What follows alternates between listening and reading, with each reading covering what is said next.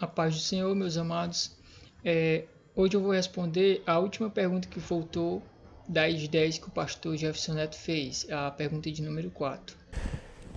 Vamos à pergunta de número 4. Se a igreja estará na terra durante a grande tribulação, para onde seremos arrebatados, já que após a sua vinda visível, Jesus ficará na terra por 1000 anos?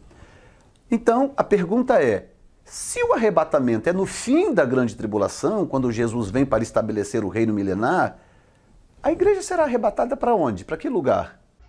A resposta para essa pergunta é a seguinte: a gente vai ser arrebatado para o reino de Cristo.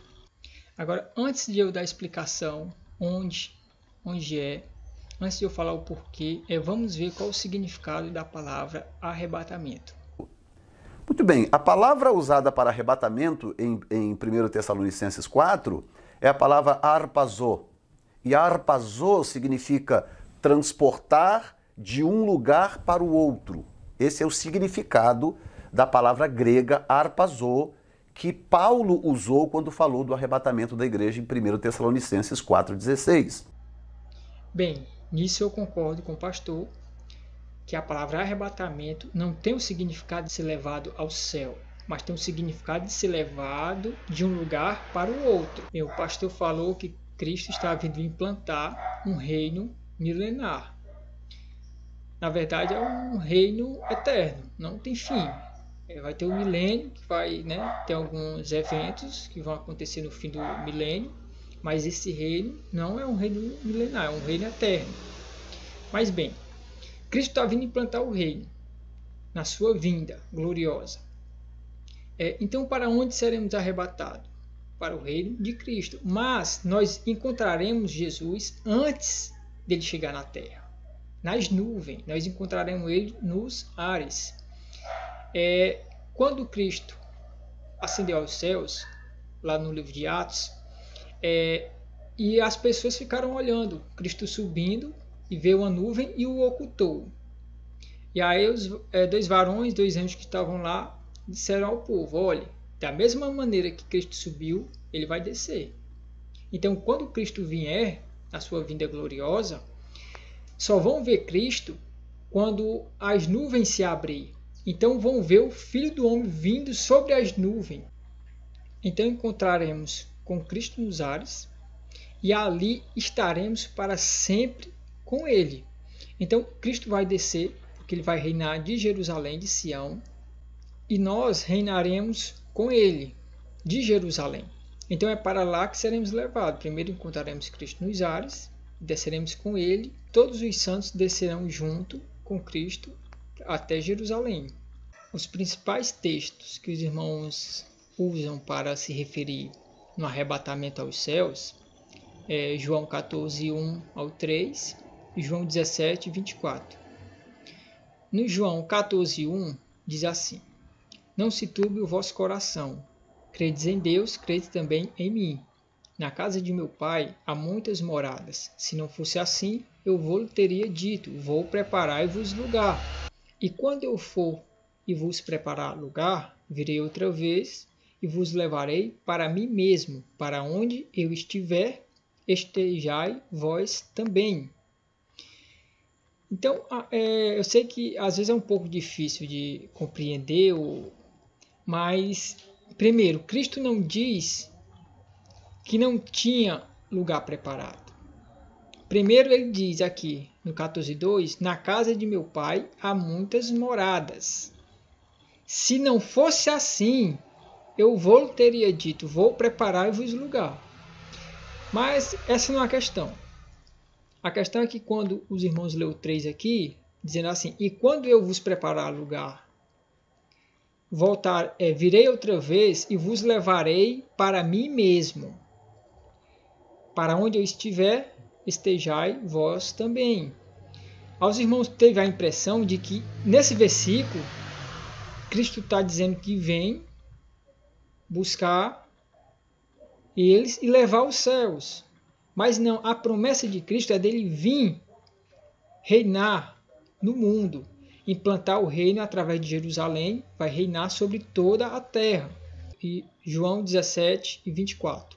Pai, aqueles que me deste, quero que onde eu estiver, também eles estejam comigo, para que vejam a minha glória que me deste, porque tu me amaste antes da fundação do mundo. Então Cristo, nesse versículo, também não está dizendo que vai levar ao céu. Está falando a mesma coisa, que onde ele estiver, nós vamos estar. E quando Cristo vier reinar, ele vai reinar em Jerusalém, de Jerusalém, e nós seremos levados para lá.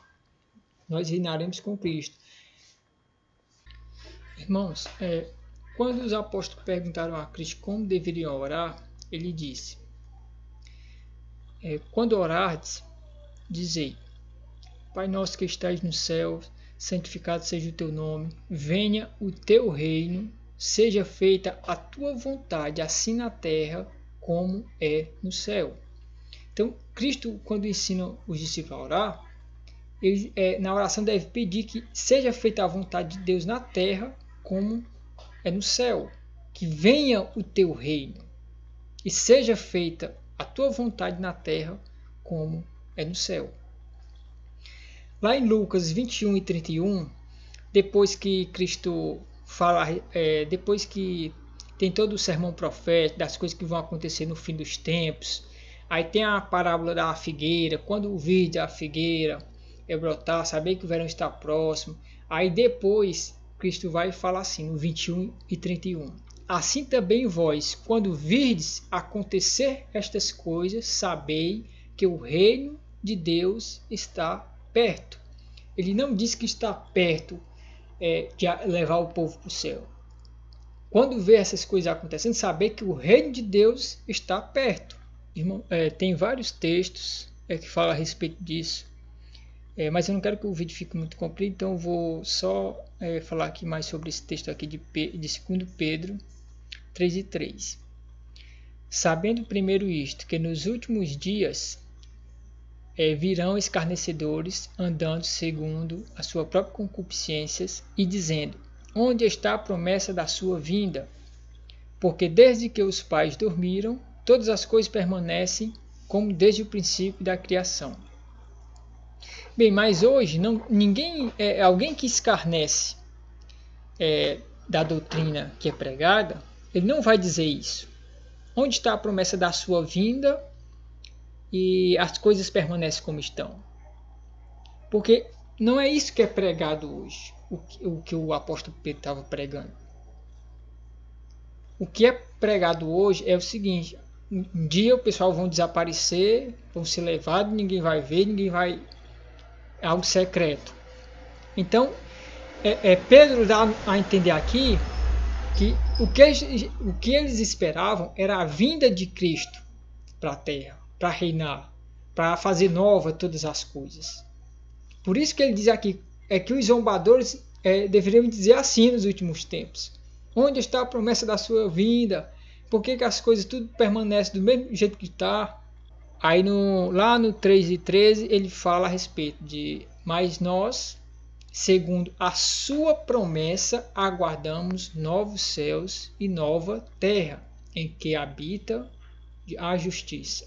Eu creio que vai ser assim, mas se os irmãos têm algum texto que fala um pouco que vai ser diferente, ou alguma outra coisa, comentem.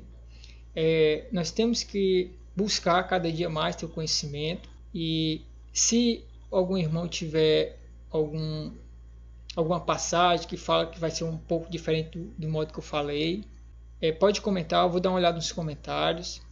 Quando alguém trouxer uma palavra, os outros devem examinar, devem olhar nas escrituras se é realmente isso que está sendo dito, e assim a gente vai seguindo.